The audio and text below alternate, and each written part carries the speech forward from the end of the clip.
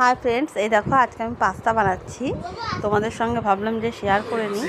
এই যে আমি পাস্তাটা সেদ্ধ করে রেখেছি, আর দেখো মশলার মধ্যে রসুন আর একটু পেঁয়াজ কুচি করে রেখে দিয়েছি। এখানে মেয়োনিজ আছে, একটা চিজের পাতা রেখেছি।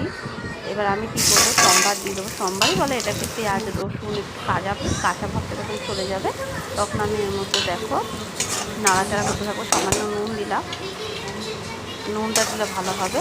তো নুন দিয়ে আমি নাড়াচাড়া করতে থাকবো।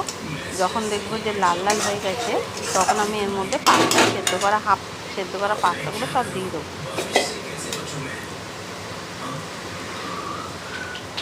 সেই যে পাস্তাগুলো আমি দিয়ে দিলাম,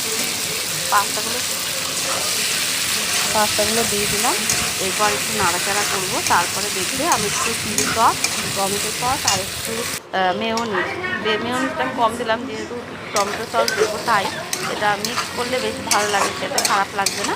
আর আমি একটু ডিম ভুজিয়া করে রেখেছিলাম, আমি এর মধ্যে অ্যাড করে দেবো।